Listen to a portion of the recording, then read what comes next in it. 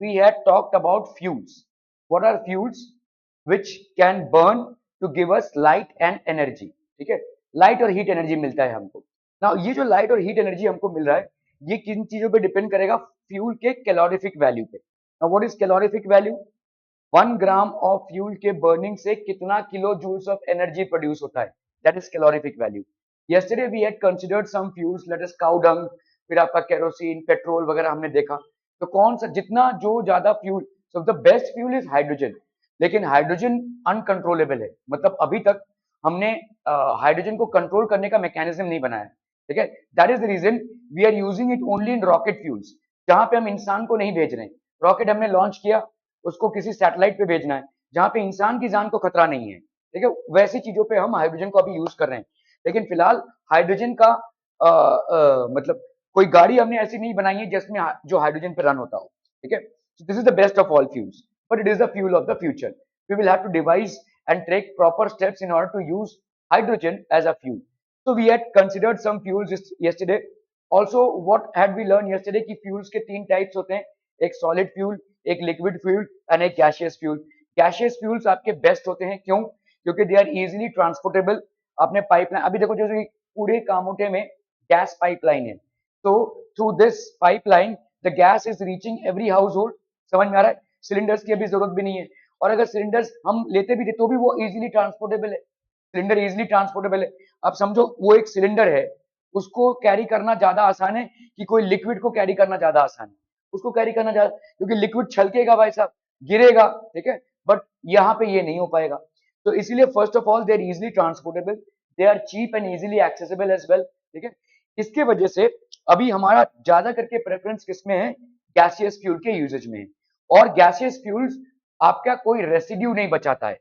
चलने के बाद they generally do not leave a residue, because of which we do not have the headache of throwing the residue और garbage का, और pollution भी इसमें कम होता है। जैसे अगर आप देखोगे जितने भी आपके येलो नंबर प्लेट वाले व्हीकल्स हैं, मतलब कमर्शियल व्हीकल्स हैं, जिन व्हीकल्स को आप बिजनेस पर्पसेस के लिए यूज कर रहे हैं, धंधे के लिए यूज कर रहे हैं, वहां पे सीएनजी लगाना पड़ेगा, ठीक है। क्योंकि वो सब पूरा टाइम रनिंग रहेगा, और रनिंग रहेगा तो पोल्यूशन होगा, तो इसीलिए उसमें सीएनजी लगाना मस्ट है। It is a must to have a CNG, ठीक है, क्योंकि सीएनजी में आपका पोल्यूशन कम होता है, ठीक है। So now we are talking about natural resources and coal. So what is natural resources? एक नेचुरल रिसोर्स क्या होता है आपका? इनएग्जॉस्टेबल, ठीक है। इनएग्जॉस्टेबल मतलब क्या हो जाएगा? जो खत्म ना हो। और दूसरा है आपका एग्जॉस्टेबल, जो खत्म हो जाए। जैसे अगर आपने नेचुरल रिसोर्स में आपका क्या आता है? सनलाइट आता है, विंड आता है। आप इतने लोग हैं, ऑक्सीजन ले रहे हैं, विंड ले रहे हैं अंदर, है ना? तो ये कम हो जा रहा है क्या? नहीं ना, ठीक है। तो ये इजीली अवेलेबल है, ठीक है। तो it is N inexhaustible resource. जैसे सनलाइट है, सनलाइट एक इनएग्जॉस्टेबल रिसोर्स है। जितना भी यूज करो मन मर्जी, वो खत्म नहीं होने वाला, क्योंकि सन तो शाइन करता ही रहेगा, ठीक है। It is not going to be exhausted, ठीक है। तो ये इनएग्जॉस्टेबल रिसोर्स है। एक टाइम था जब वाटर भी इनएग्जॉस्टेबल रिसोर्स था, अब नहीं है, ठीक है। अब वाटर की कमी होने लगी है। एग्जॉस्टेबल रिसोर्सेज क्या होते हैं? जो रिसोर्सेज नेचर में हमें मिल तो जाते हैं, बट दे आर एग्जॉस्टेबल, मतलब जो खत्म हो जाएंगे। जैसे पेट्रोल है, ठीक है, या क्रूड ऑयल है, जो हम जमीन के नीचे से निकाल रहे हैं, लेकिन एक दिन वो खत्म हो जाएगा। जिस रेट से हम इसको यूज कर रहे हैं, one fine day it is going to end, ठीक है। तो ये आपका क्रूड ऑयल है, this is an exhaustible resource. these are resources which are with a limited supply. तो exhaustible resource कौन सा हो जाएगा?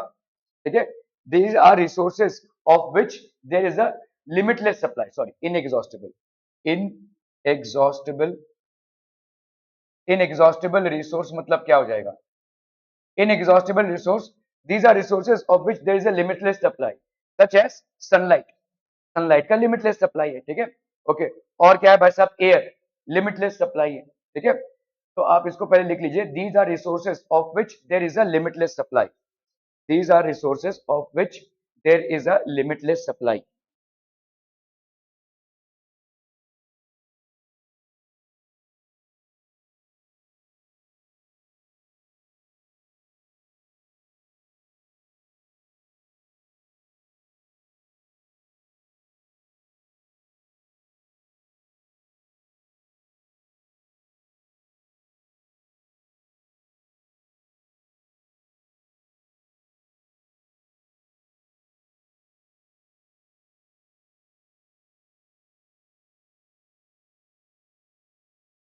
ठीक है, inexhaustible resources, these are resources of which there is a limitless supply, such as these are resources whose supply is limited, the overuse of these resources should be avoided.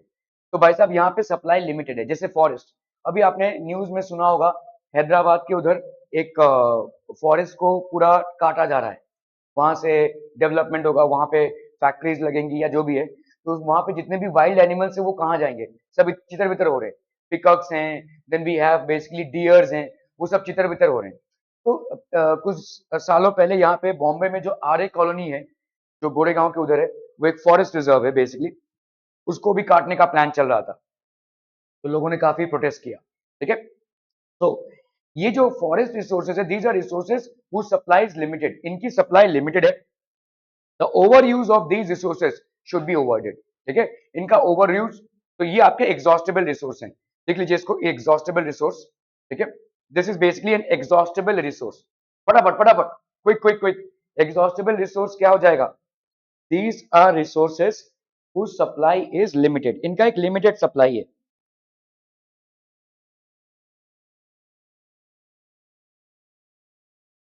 तुम लोग में से मराठी किनको किनको है, एवरीबडी, सबको मराठी है, और संस्कृत किसी को है क्या, नहीं ना, एनीबडी है संस्कृत, एवरीबडी हैज मराठी।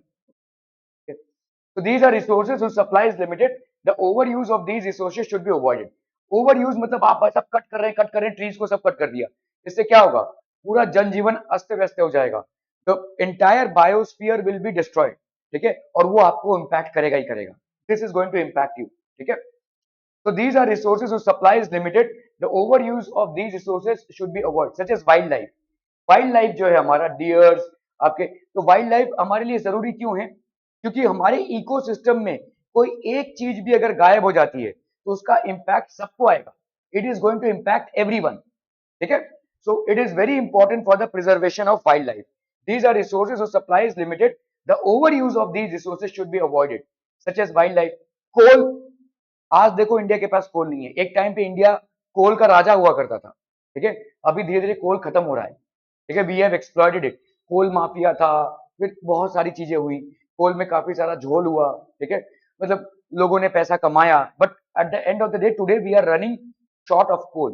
ठीक है, we are running short of coal. Coal is graded on the basis of heat obtain from them. Coal आपके चार टाइप के होते हैं, जितना आप जमीन के नीचे जाएंगे उतना ज्यादा आपको अच्छा कोल मिलेगा। तो the first level that you get, just जमीन के नीचे जो मिलता है उसको हम बोलते हैं पीट। ठीक है, उसके बाद आता है लिग्नाइट, उसके बाद आता है बिटुमिनस कोल, उसके बाद आता है anthracite. Anthracite is the best form of coal. ठीक है, लेकिन उसके लिए बहुत जमीन के नीचे जाना पड़ेगा, उसका खर्चा ज्यादा है। तो एज तो coal is graded on the basis of heat obtain from them, जितना ज्यादा हीट हमको मिलता है उसके हिसाब से ग्रेडिंग होती है। इस कोल को, एंथ्रासाइट को जलाऊंगा तो ज्यादा हीट मिलेगा, पीट को जलाऊंगा तो कम हीट मिलेगा, तो मेरे लिए अच्छा कोल कौन हुआ, एंथ्रासाइट, क्योंकि मुझे कोल को भाई साहब सजाना तो है नहीं, it is not a decorative item in house, it is basically something that is used to obtain heat and light. So if I have to obtain heat and light, the one which gives me more heat and light would be the one which would be preferred by me. Are we clear? ठीक है, तो इसका इसीलिए कोल का भी grading होता है, कोल का ग्रेडिंग होता है कितना, किस सैंपल से हमको हीट और लाइट मिल रहा है उसके हिसाब से कोल अच्छा या बुरा होगा। Are we clear? ठीक है, ओके। तो types of coal, types of coal में पहला आएगा आपका peat, lignite, bituminous coal and anthracite. This is obtained just below the surface of the earth. This you go a little more under. उसके बाद ये, उसके बाद ये चार लिख लीजिए टाइप्स ऑफ कोल में, फटाफट, types of coal, quick quick quick, जल्दी जल्दी।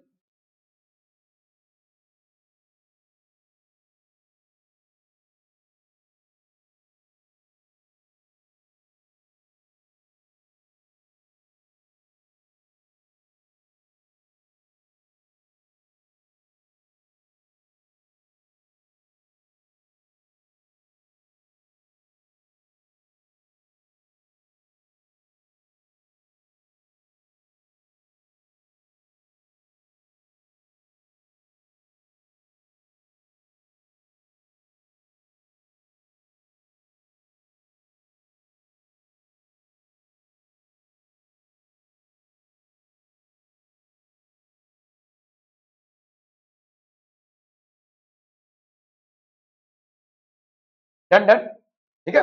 So these are the four types of coal. The coal is graded on the basis of the amount of heat that we obtain from it when we burn it. भाई हम किस लिए कोल को use कर रहे हैं? हमको एनर्जी चाहिए, जो हमको जितना ज्यादा एनर्जी देगा जो वाला सैंपल वो अच्छा होगा, ठीक है? तो these are the four different types of coal. तो पीट कहां पे मिलता है? Contains 11% of carbon. अब आप देखते जाओगे जैसे जैसे हम पीट से लिग्नाइट में जाएंगे, फिर बिटुमिनस कोल में जाएंगे, फिर एंथ्रासाइट में जाएंगे, तो आप देखोगे कार्बन का परसेंटेज बढ़ता जाएगा. जैसे जैसे कार्बन का परसेंटेज बढ़ता जाएगा, कोल का हीट गिविंग कैपेसिटी भी बढ़ता जाएगा, कोल का फॉर्मेट भी अच्छा होता जाएगा, ठीक है? The more is the carbon percentage in a sample of coal, the better is the coal, the more is the heat we obtain from it, ठीक है? So carbon contains how much? 11%. इसको लिख लीजिए. पीट क्या करेगा भाई साहब? पीट कंटेन्स 11% ऑफ कार्बन. पीट which is the first form of coal contains 11% of carbon.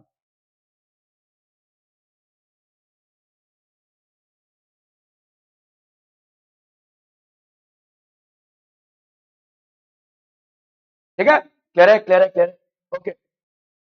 फिर आ गया आपका lignite. Contains 22% of carbon. Lignite में कितना है बच्चा party? It contains 22% of carbon, ठीक है? लिग्नाइट तो देखा आपने 11 का डबल हो गया, तो इसकी एफिशिएंसी भी बढ़ जाएगी. जैसे जैसे आपका कार्बन का परसेंटेज बढ़ता जाएगा बच्चा पार्टी, वैसे वैसे कोल का आपका ये भी बढ़ता जाएगा, ठीक है? वैल्यू भी बढ़ता जाएगा.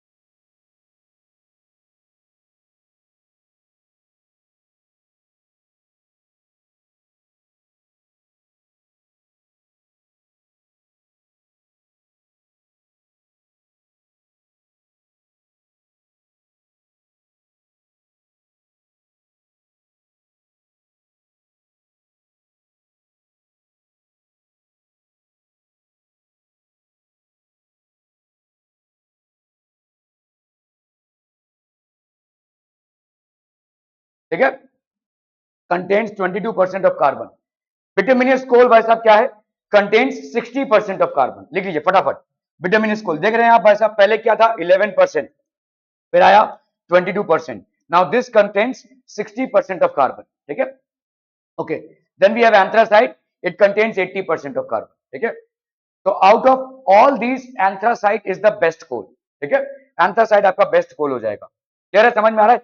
जैसे जैसे आप धरती के अंदर जाते जा रहे हैं, वैसे वैसे आपको बेटर फॉर्मेट्स ऑफ कोल मिलता जा रहा है. क्यों? क्योंकि कार्बन का परसेंटेज वैसा वैसा बढ़ता जा रहा है. तो peat contains how much? Peat contains 11% of carbon, ठीक है? Then we have lignite which contains how much? 22% of carbon. Then we have bituminous coal which contains how much? This contains 60% of carbon, 60% of carbon. And then finally we have anthracite bachcha party which contains how much? Which contains 80% of carbon, 80% of carbon. This is the best form of coal. क्या ये समझ में आ रहा है? तो अगर आपसे पूछा जाए, अलग अलग तरीके से सवाल पूछा जा सकता है कि which is the most easy form of coal, easily available form of coal? So it will be peat. Which is most difficult to get? Anthracite, because आपको बहुत अंदर जाना रहेगा. Which will release more heat, which has got higher calorific value? So anthracite has got highest calorific value. ठीक है? Okay. तो अभी ये बनते कैसे हैं? How is this form? ठीक है? तो formation of coal, trees and other plants that grew in swampy areas 300 to 400 million years ago died. Swampy area में आप भी रहते हैं, खाड़ी आपके आजू बाजू देखो खाड़ी है, ठीक है?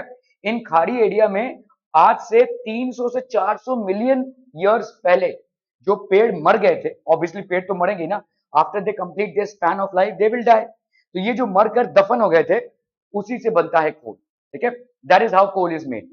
So trees and other plants that grew in swampy areas 300 to 400 million years ago died. Their remains got buried in the swampy soil. तो ये remains इनका bury हो गया swampy soil में, ठीक है. Over time, these remains were covered with layers of sediments like mud and sand. तो in layer के ऊपर mud and sand cover होता गया, ठीक है. These layers got covered with mud and sand. तो ये लेयर के ऊपर लेयर के ऊपर लेयर ऐसा होता गया, ठीक है. In low oxygen conditions, the buried plant material formed a dark brown material called peat.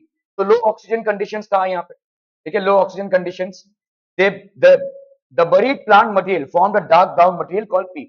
तो पहला आपका क्या बना भाई साहब, पीट, ठीक है, लो ऑक्सीजन कंडीशन में. उसके बाद क्या है भाई साहब, क्योंकि जमीन के नीचे लो ऑक्सीजन कंडीशंस हैं, gradually more and more sediments, उसके ऊपर और ज्यादा सेडिमेंट्स आते गए, दबता गया वो, ठीक है, धूल मिट्टी आता गया. got deposited over peat. Peat was compressed between layers of sediments and formed lignite. तो वो और नीचे गया और क्या बना, लिग्नाइट, ठीक है.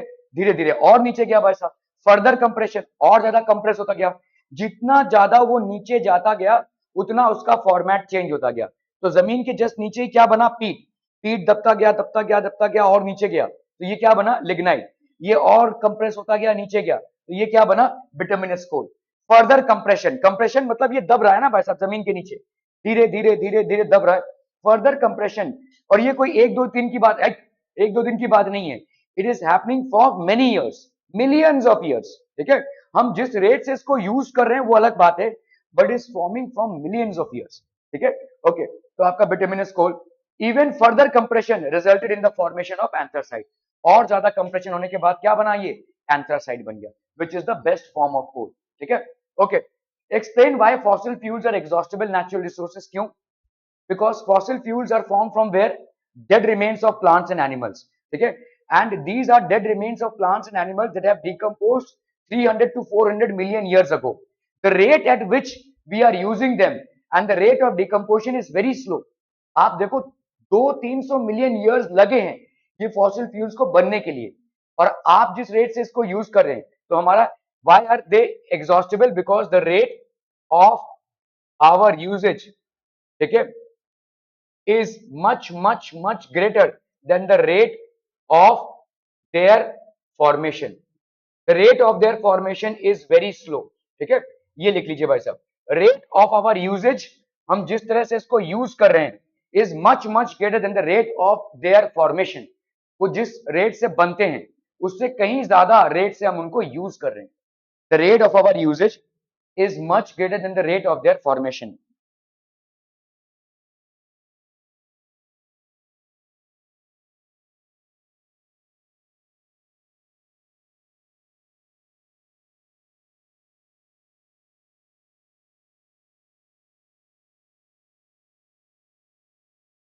The rate of our usage is much greater than the rate of their formation.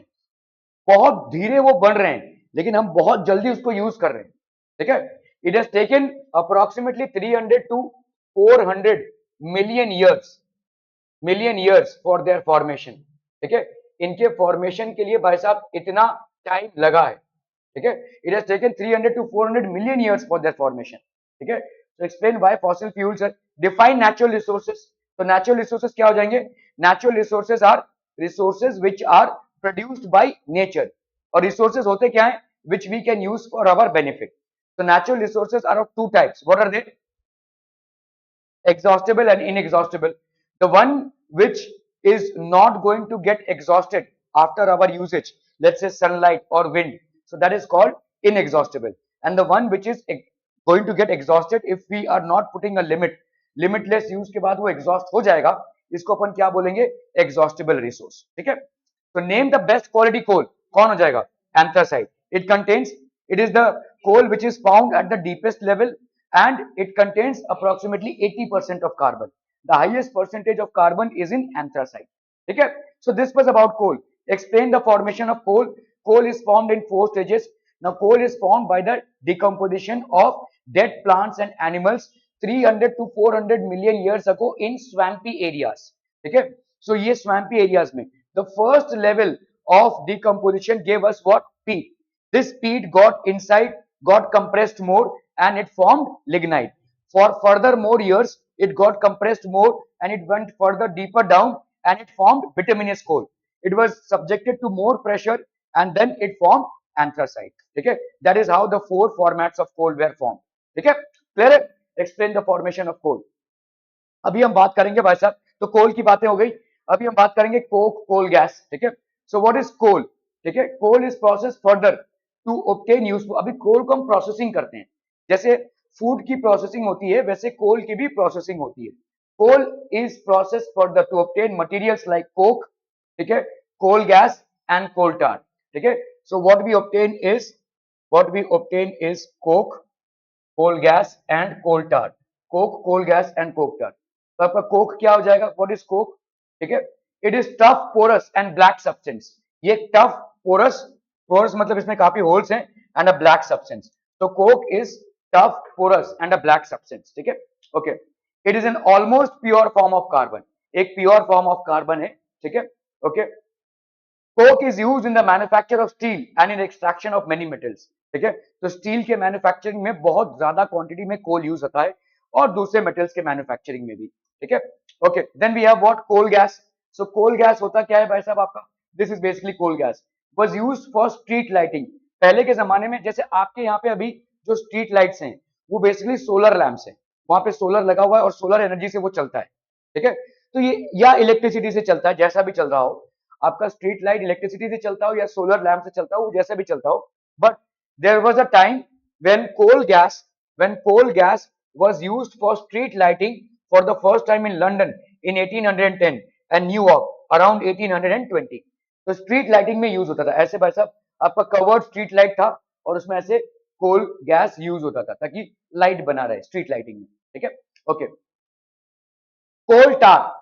कोल टार आपने देखा रहेगा, डामर जो होता है, जब रास्ते बनते हैं, रोलर्स देखा है आपने. ठीक है, तो वो लोग देखो ऐसा एक काला सा चीज डालते हैं. ठीक है, और फिर उसको रोलर से दबा देते हैं. ये जो सारे रास्ते बने ये कोल टार से बना है. ठीक है, इससे एक बदबू आती है ऑब्वियसली. ठीक है, लेकिन जब रास्ता बन जाता है कुछ दिनों बाद आप यूज करेंगे तो वो स्मेल धीरे धीरे चला जाता है. तो दिस इज कॉल्ड कोल टार. अभी देखो जब बारिश आएगा ना तो कुछ लोग ऐसे ही घूमते रहेगा, डामर लगा लो, डामर लगा लो, ऐसे घूमते रहते हैं. ठीक है, होता क्या है, जैसे आपका जो बिल्डिंग है, जैसे समझो ये आपका घर है, ये बिल्डिंग है बेसिकली, ये आपका वैसा शेड है.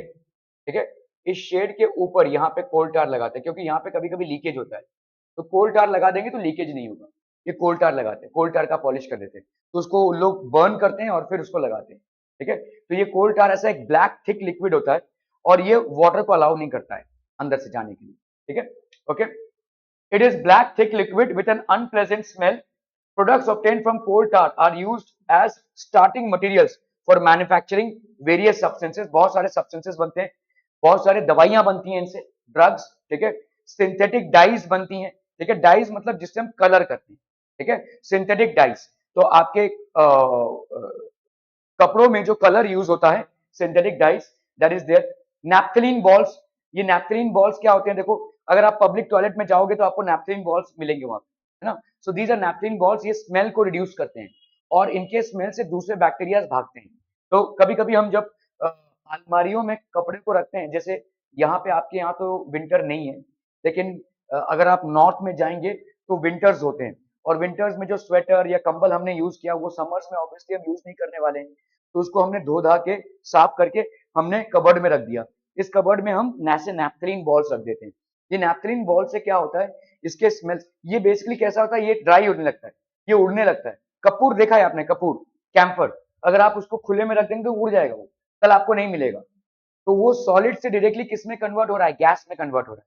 इसी तरह से नैप्थलीन बॉल्स भी सॉलिड से डायरेक्टली गैस में कन्वर्ट हो जाते हैं और इस गैस से बैक्टीरिया या ये जो ह्यूमस है वो नहीं लगता है और कपड़ों में एक अच्छा स्मेल भी बना रहता है. ठीक है, so these are called naphthalene balls. ये भी कोल टार से बनते हैं. एक्सप्लोसिव बनते हैं आपके कोल टार से. ठीक है, जो आपके बम होते हैं वगैरह, ठीक है, जो दिवाली में आप जलाते हैं, these are explosive. Then some paints are also made. कुछ पेंट्स भी बनते हैं आपके. ठीक है, ओके.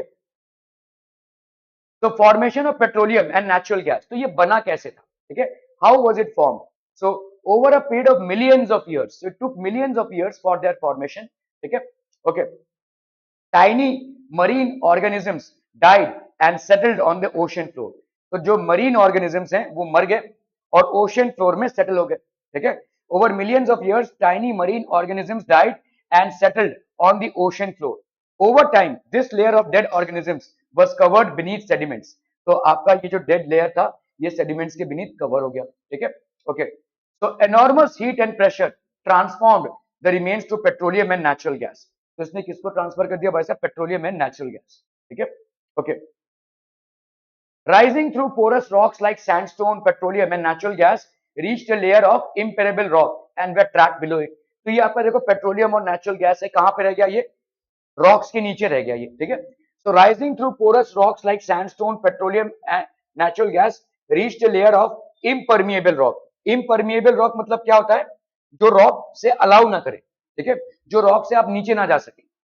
मतलब देखो कुछ रॉक्स होता है जिसमें से आप पानी नीचे चला जाएगा, लेकिन ये इम्परमिएबल रॉक है, इनमें से पानी नीचे नहीं जाएगा या दूसरा कोई इंप्योरिटी नीचे नहीं जाएगा. तो this is basically impermeable rock.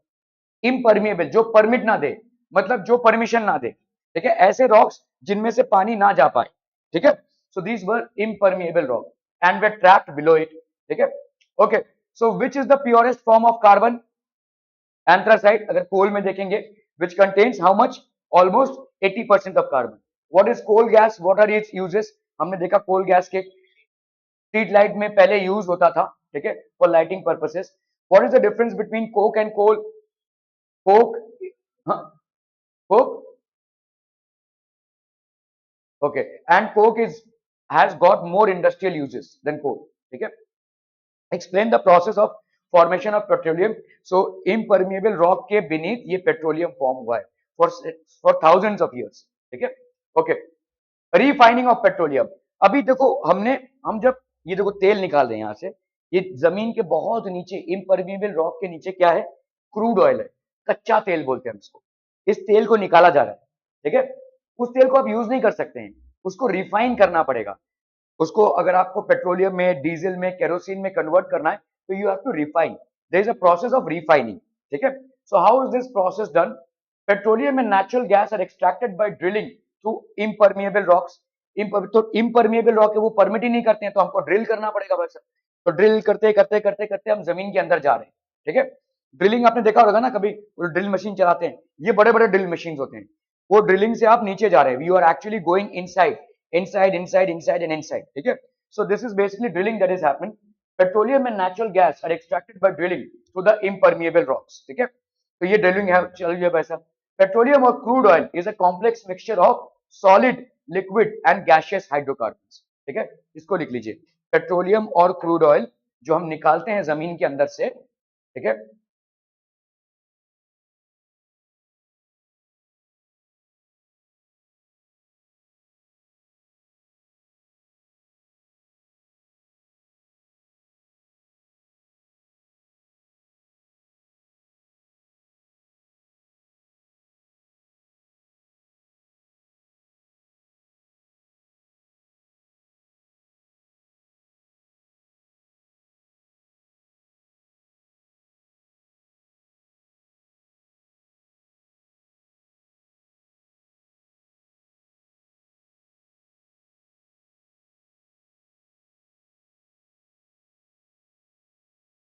ठीक है? Clear clear clear. Okay. The process of separating the various fractions of petroleum is known as refining. इसको भी लिख लीजिए. आपके अलग अलग कंपोनेंट्स, पेट्रोलियम से आपका डीजल निकलता है, आपका केरोसिन निकलता है, आपका सॉरी क्रूड ऑयल, ठीक है? क्रूड ऑयल से petroleum is known as refining. इसको बोलेंगे रिफाइनिंग. लिख लीजिए भाई साहब फटाफट.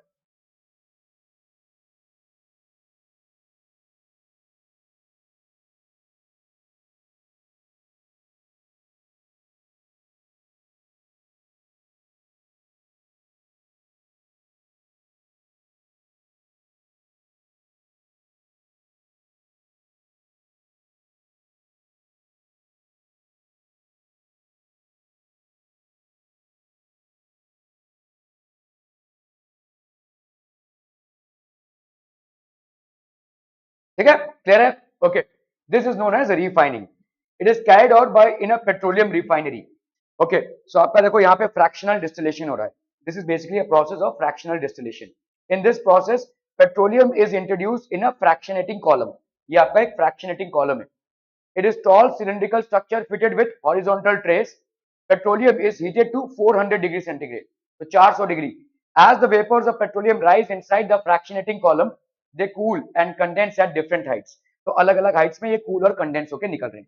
ठीक है, they cool and condense at depending on their boiling point, they are collected in different trays. तो ये अलग अलग चीजें मिलेंगी आपको, अलग अलग ट्रेस. कहीं से केरोसिन निकल रहा होगा, कहीं से आपका पेट्रोलियम निकल रहा होगा, ये क्रूड ऑयल है बेसिकली. कहीं से आपका डीजल निकल रहा होगा, अलग अलग सेडिमेंट से. ठीक है, तो जैसे देखो यहाँ पे बिलो फॉर हर चेंबर का जो टेम्परेचर है वो अलग अलग है. ये वाले पोर्शन का टेम्परेचर अलग है, ये वाले पोर्शन का टेम्परेचर अलग है, ये वाले पोर्शन का टेम्परेचर अलग है, सबका बॉइलिंग पॉइंट अलग अलग है. ठीक है, सो 40 डिग्री सेंटीग्रेड के बिलो आपको क्या मिलेगा? Petroleum gas. ठीक है, okay. Then what? So petroleum gas किसमें यूज होता है? Used as a domestic fuel in liquefied petroleum gas. इसी को हम बोलते हैं लिक्विफाइड पेट्रोलियम गैस. आप बोलोगे यार यहाँ पे लिक्विड क्या है? गैस सिलेंडर में कुछ लिक्विड दिखता है क्या आपको? लिक्विड तो है नहीं, लेकिन हम इसको नाम क्यों देते हैं एलपीजी या liquefied petroleum gas? It is because of this reason. यहाँ पे ये जो क्रूड ऑयल है ये क्या है? लिक्विड है. इस क्रूड ऑयल से बिलो 40 डिग्री सेंटीग्रेड पे हमको जो मिलता है वो है पेट्रोलियम गैस. तो क्योंकि लिक्विड से हमको पेट्रोलियम गैस मिला है, इसीलिए the name is liquid petroleum gas, liquefied petroleum gas. This is called the LPG cylinder. जो रेड कलर का सिलेंडर आपके घरों में यूज होता है, अगर आपके घरों में अभी तक गैस पाइप का कनेक्शन नहीं आया है तो वो होता है आपका LPG cylinder. This is called liquefied petroleum gas.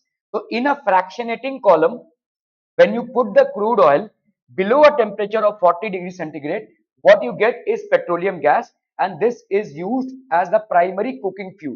ये आपका cooking fuel है. ठीक है, okay. So use as domestic fuel in liquefied form, that is LPG. LPG मतलब होता है आपका liquefied petroleum gas. इसका नाम ही है वैसे liquefied petroleum gas. ठीक है, क्लियर है?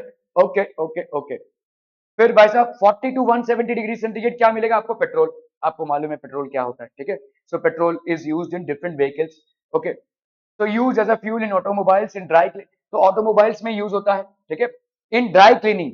ड्राई क्लीनिंग मतलब क्या होता है? What do you mean by dry cleaning? कुछ कपड़े आपके ऐसे होते हैं या कुछ चीजें ऐसी होती है जहां पे आप पानी नहीं दे सकते. जैसे कोट देखा है आपने, कोट. ठीक है, उसको आप पानी में डुबो के धो नहीं सकते, उसके लिए ड्राई क्लीनिंग का प्रोसेस होता है. ठीक है, ऐसे बहुत सारी चीजें होती है जिसको आप पानी से टच नहीं कर सकते हैं. तो ऐसी चीजें जिनको आप पानी से नहीं धो सकते हैं उनको आप ड्राई क्लीनिंग करते हैं. एक्सेट्रा एंड वेरियस केमिकल्स, बहुत सारे केमिकल्स में इसका यूज है पेट्रोल में. ठीक है, 170 टू 250 डिग्री सेंटीग्रेड में क्या निकलेगा? केरोसिन. ठीक है, केरोसिन बहुत एक्सीलेंट फ्यूल है, इसकी बहुत हाई कैलोरीफिक वैल्यू है. तो आप पूछेंगे कि केरोसिन ही आप क्यों नहीं यूज करते हैं? कि इसको आग पकड़ने का चांस बहुत ज्यादा है, फट से आग पकड़ लेगा. ठीक है, सो सुना रहेगा ना, किसी ने केरोसिन डाल के अपने ऊपर आग लगा दिया. ठीक है, तो ये जो केरोसिन होता है ये बहुत हाईली इन्फ्लेमेबल होता है, इसीलिए हम इसको एज अ फ्यूल यूज नहीं कर पाते हैं. ठीक है, kerosene is a good fuel. ठीक है, ओके. तो यूज एज अ फ्यूल पहले के जमाने में जब लाइट वगैरह चला जाता था, आपने देखा रहेगा गांव खेड़े में ऐसा लैंप्स होते हैं, इन लैंप्स में हम केरोसिन रखते हैं और इसको लाइट कर देते हैं. We basically light it. ठीक है, use as a fuel in lamps and stoves. Okay, then we have diesel. ठीक है, 250 टू 350 डिग्री सेंटीग्रेड पे क्या निकलता है? आपका diesel. This is also an excellent fuel. It is use in automobiles. ठीक है, इसका यूज कहां पे है? Use as a fuel in heavy motor vehicles and generators. Heavy motor vehicles कौन से होते हैं बच्चा बाड़ी? हैवी मोटर व्हीकल्स जैसे आपका ट्रक हो गया. ट्रक एक हैवी मोटर व्हीकल है, एचएमवी बोलते हैं हम इनको. ठीक है, लाइट मोटर व्हीकल्स कोई भी 4 व्हीलर या 2 व्हीलर हो जाता है, लेकिन हैवी मोटर व्हीकल्स मतलब ट्रक्स वगैरह. ठीक है, जो आपके कैरियर्स होते हैं. ठीक है, जिसमें सामान लद के जाते हैं. ठीक है, so these are heavy motor vehicles. 350 to 400 degree centigrade we get fuel oil. ठीक है, ये मिलता है आपको fuel oil. Fuel oil for power station and ships. तो आपके पावर स्टेशन और शिप्स में जो फ्यूल ऑयल है वो यूज होता है. ठीक है, इसके बाद आपको क्या मिलेगा? Lubricating oil. ठीक है, ये आपका ल्यूब्रिकेटिंग ऑयल जो है वो अपने आप ही मिल जाएगा एज अ रेसिड्यू, ये बचेगा. जो इतना सब कुछ निकल जाने के बाद जो बचता है उसको अपन बोलते हैं लुब्रिकेटिंग ऑयल. लुब्रिकेटिंग ऑयल मतलब क्या होता है? देखो, आपने देखा रहेगा मशीन्स में, अगर समझ लो आप अपनी गाड़ी को मैकेनिक के पास दे रहे हैं तो वो तेल डालता है ना, ताकि मूवमेंट आपका स्मूथ हो. तो जब सर्विसिंग कराने जाते हैं हम गाड़ियों को लेकर, तो उसमें लुब्रिकेटिंग ऑयल डाला जाता है. This is called lubricating oil. Clear है? So lubricating oil is where it is used for lubrication. जैसे दो मशीन के पार्ट्स में अच्छे से वो मूव हो तो हम लुब्रिकेटिंग ऑयल डालते हैं उसमें, ठीक है। इन कैंडल्स, कैंडल्स में भी हम लुब्रिकेटिंग ऑयल से डालते हैं, ठीक है। इन वैसलीन, जो क्रीम्स वगैरह होते हैं जो आप यूज करते हैं ठंडियों के मौसम में, पैर और फट जाता है तो वैसलीन जो लगाते हैं, that is also lubricating oil. Ointments, बहुत सारे ऑइंटमेंट्स में आपका यूज होता है, बहुत सारे क्रीम्स में ये यूज होता है, ठीक है। इन मेकिंग रोड्स, रोड्स के मेकिंग में भी ये यूज होता है, ठीक है।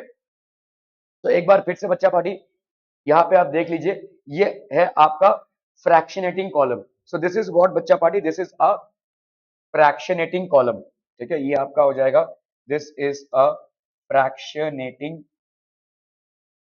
कॉलम। और ये आपके क्या हो जाएंगे, दिस प्रोसेस, इस प्रोसेस को अपन क्या बोलेंगे, this process is known as fractional distillation. This process is known as fractional distillation. What concept are you using here, आप यहाँ पे कौन सा कॉन्सेप्ट यूज कर रहे हैं, टू टू सेपरेट, नहीं, to separate the contents, to separate the contents from crude oil, we are using the property of different boiling points, different boiling points for different liquids, ठीक है। Different boiling point for different liquids, ठीक है। Clear है, fractionating column, ये लिख लीजिए भाई साहब, बहुत इंपॉर्टेंट है। और ये पूरा लिख लीजिए, ठीक है, किस टेम्परेचर पे क्या लिखा रहा है, जल्दी जल्दी जल्दी फटाफट।